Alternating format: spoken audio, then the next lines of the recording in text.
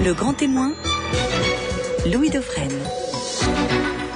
Bonjour et bon réveil, mercredi 5 janvier avec nous ce matin en direct jusqu'à 8h30, c'est Olivier Bobineau, le grand témoin, le sens de l'actu, c'est un rendez-vous mensuel, vous connaissez Maître Collard qui viendra demain, jeudi, Maître Collard dans On se dit tout, et bien le sens de l'actu c'est avec Olivier Bobineau chaque mois, sociologue des religions pour comprendre l'actualité avec un regard de fond, un regard de sociologue. Bonjour Olivier Bobineau. Bonjour à vous tous. Merci beaucoup d'être avec nous ce matin. Dieu et César séparés pour coopérer avec un point d'interrogation.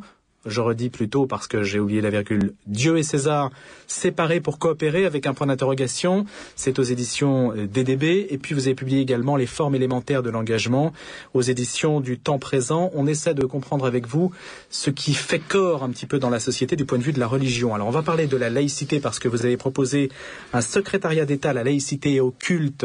Et on va revenir sur cette dimension-là qui concerne plus particulièrement la société française. Et puis bien sûr dans l'actualité, il y a la question des chrétiens d'Orient, en particulier de nos frères d'Égypte, qui en ce temps d'épiphanie sanglante s'interrogent sur leur avenir. Une première impression, Olivier Bobineau, vous qui voyez les choses de Paris, si je puis dire, mais qui avez une considération générale, est-ce que ces tensions qui se déroulent aujourd'hui dans le monde musulman, que présagent-elles? Comment les interprétez-vous de votre regard? Je vois deux processus en jeu et qui vont se croiser. Le premier processus, c'est l'affaissement des grandes religions séculières, pour reprendre l'expression de Raymond Aron. C'est-à-dire, de quoi s'agit-il? Raymond Aron, dans les années 50, nous dit que le communisme, le capitalisme, le fascisme sont des grandes doctrines, des grands ensembles d'idées qui permettent aux individus de se projeter dans l'avenir, mais ces grandes religions projettent un avenir terrestre. Il les appelle donc religion séculière, religion dans le siècle. Ce que l'on voit, c'est l'affaissement, depuis notamment la chute du mur de Berlin, en 89, l'affaissement de ces grandes religions séculières. Et en même temps, et c'est le deuxième processus en jeu, c'est l'avènement de ce que Max Weber, sociologue allemand, sociologue des religions allemand, appelle la guerre des dieux.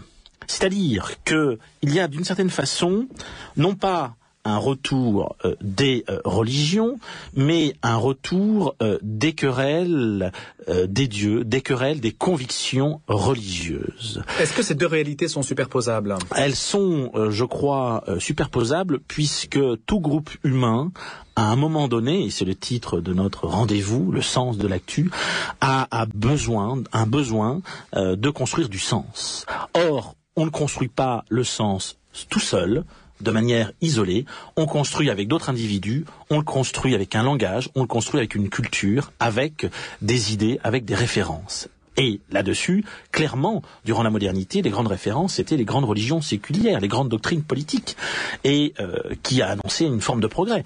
Au regard de la chute de ces grandes doctrines et religions séculières, on voit l'avènement et, d'une certaine façon, le retour de cette querelle des convictions religieuses.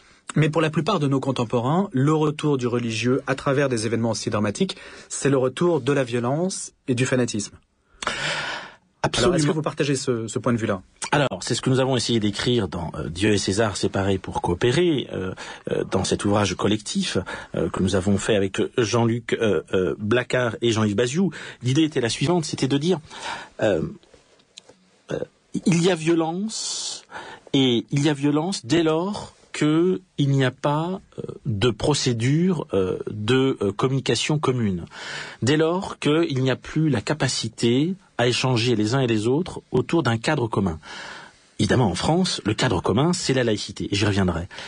La difficulté, c'est que, d'une certaine façon, la laïcité existe d'abord en Europe et en France, et que dans des pays d'autres cultures, les cadres communs, quels sont-ils ? Quels sont les cadres qui permettent à des communautés de conviction de discuter sans recourir à la violence ?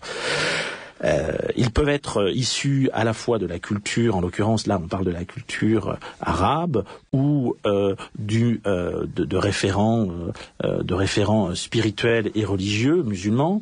La difficulté, c'est que, à mon sens, il y a derrière des enjeux économiques et sociaux qui viennent polluer, qui viennent interférer avec avec ces dispositifs. Il ne faut pas oublier que... C'est une vision un peu marxiste, Olivier Bobineau, là. Ah, mais c'est une vision, en effet, non, à la fois... Enfin, marxiste. Je dirais que c'est plutôt une vision de Karl Polanyi. La religion avec un prétexte, en fait, et c'est l'écume. Voilà. Je dirais que c'est plutôt qu'une vision... j'y reviendrai aussi tout à l'heure, également, suite au rapport sur la mondialisation et la justice sociale, mais c'est une vision plutôt que je tire de Karl Polanyi, qui est un grand anthropologue hongrois, et qui en 1944 écrit La Grande Transformation. L'idée est la suivante.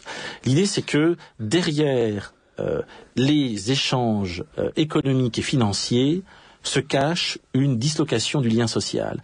Derrière la valorisation, et Dieu sait que le monde arabe, avec les pétrodollars notamment, derrière la valorisation d'un commerce, derrière la valorisation de groupes économiques, se cache une dislocation du lien social. Et de fait, ce que l'on observe dans l'ensemble des pays qui sont confrontés et qui se confrontent dans le commerce mondial, dans le cadre de la globalisation, on observe quoi? On observe que, au sein de leurs États, les peuples connaissent une crise du lien social majeur. Je reviendrai tout à l'heure, si vous me permettez, sur pourquoi, comment expliquer cela, volontiers. Voilà. Donc, en résumé, d'un côté, développement, commerce économique, explosion des intérêts et des conflits d'intérêts économiques, avec derrière une financiarisation des relations, dislocation du lien social et perte de légitimité des grandes religions séculières. Il ne faut pas oublier l'influence notamment du socialisme dans les États du Maghreb et en Afrique. Eh bien, elles sont en train d'être remplacées par des dispositifs d'affrontement de convictions religieuses qui aboutissent à la violence par manque de cadre collectif commun de discussion. Alors comment expliquer? Alors deux questions. La première à laquelle vous n'avez pas répondu, Olivier Bobineau, c'est que si la laïcité constitue chez nous un espace partagé, vous n'avez pas énoncé quel était l'espace partagé dans les pays de civilisation musulmane. Est-ce qu'il y a un espace qui se trouverait en dehors de la religion, qui permettrait à des communautés d'entrer en dialogue? Alors, c'est sans doute la grande difficulté du monde arabo-musulman, c'est de concevoir un espace politique où l'autonomie des individus est reconnue, en propre et en particulier, et de fait domine sans aucun doute la conception religieuse et politique de l'Oumma, c'est-à-dire l'Oumma qui est développée dans le Coran et dans la Sunna, qui est la tradition musulmane. L'Oumma est la communauté à la fois religieuse et politique, la communauté à la fois politique et religieuse. Et c'est en même temps la famille spirituelle, au fond. Mais c'est la famille spirituelle et politique. Donc c'est toute la société. Donc c'est, plutôt que société, parlons plutôt d'une communauté. C'est-à-dire d'une mise en commun de valeurs, de conception politique et religieuse. Et la difficulté, en effet, de cette communauté, c'est que dans le cadre de la modernité, j'y reviendrai tout à l'heure, la modernité vient séparer l'Église et l'État, on le sait en France, elle vient séparer le religieux et le politique pour permettre justement l'affrontement des convictions. Et là, on voit bien dans le schéma arabo-musulman, il est complètement différent. On est encore dans cette construction d'une communauté politique et religieuse qui ne permet pas nécessairement l'affirmation individuelle des convictions et qui aboutit, n'ayant pas ce cadre commun possible, ce que je me permets d'appeler moi le registre laïque, le registre de discussion laïque, eh bien ça ne permet pas nécessairement toujours des accords, et pour pas dire tout simplement, ça favorise parfois des conflits. Olivier Bobineau, est-ce que la situation que connaissent ces sociétés-là, est-ce qu'elles sont liées à un état de développement transitoire qui sera amené à évoluer inévitablement vers le modèle occidental, ou bien vous semblez marquer une forme de doute au visage que vous exprimez, ou bien est-ce que c'est en soi, est-ce qu'elles sont irréductiblement, j'allais dire, fermées sur elles-mêmes? Elles sont fermées d'un point de vue, mais ouvertes de l'autre.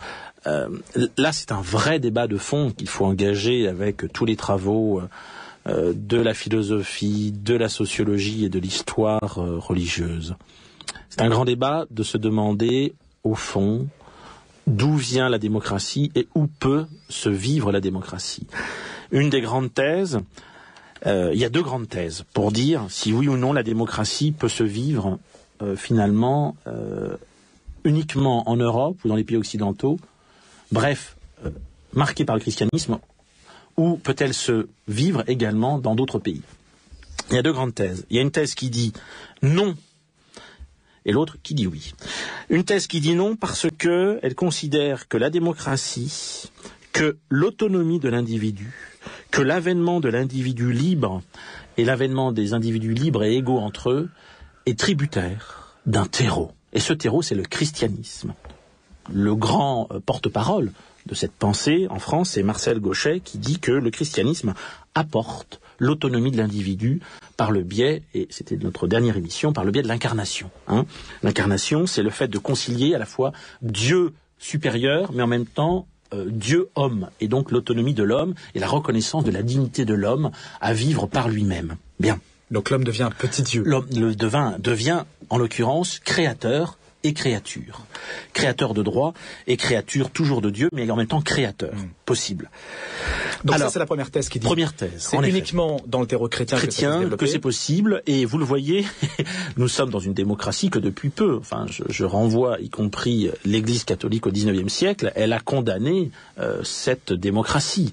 Et voilà, l'autonomie de l'individu questionne encore aujourd'hui d'ailleurs, en interne, cette fois-ci, l'Église catholique. Bien. Donc on le voit, c'est tout un processus historique qui a demandé au moins 2000 ans. 2000 ans, bien. Donc, cette thèse dit non et pas possibilité de déconstruction démocratique et d'autonomie de l'individu et d'une certaine façon de laïcité. Juste un point avant de passer au non à l'autre thèse. Vous estimez donc que dans des états antérieurs du christianisme, l'individu était aliéné, incapable de penser par lui-même et qu'il n'y avait pas d'autonomie du sujet ?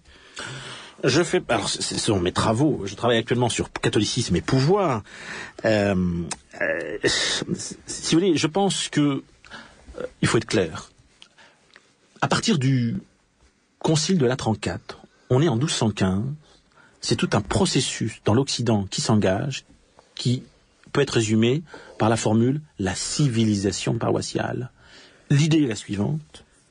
Il y a Rome, il y a une curie, il y a une institution, il y a même un pape, un homme, une fonction qui va à la fois faire autorité et en même temps engendrer des comportements, engendrer une civilisation, être à la tête de tout un développement culturel, économique, politique et social. Ça, c'est ce qu'on appelle la civilisation paroissiale, avec l'instrument rêvé de ce dispositif catholique qu'est la paroisse. Cette civilisation paroissiale englobait complètement l'individu et reproduisait un ordre traditionnel, où était l'autonomie de l'individu très faible, bien entendu. Voilà. Donc là, je dirais, l'Oumma, c'est d'une certaine façon la civilisation paroissiale, même si, évidemment, avec mes collègues islamologues, on ne serait pas d'accord. Mais c'est pour nos auditeurs, pour essayer de mieux comprendre, si vous voulez. Cette hiérarchie, cet englobement de l'individu, avec une grande figure, avec les gardiens du temple, que sont les évêques, que connaissent bien vos auditeurs, avec des diocèses, des circonscriptions, bien. Donc on a affaire à du politique, du religieux, qui instaure une civilisation, qui met en scène une civilisation.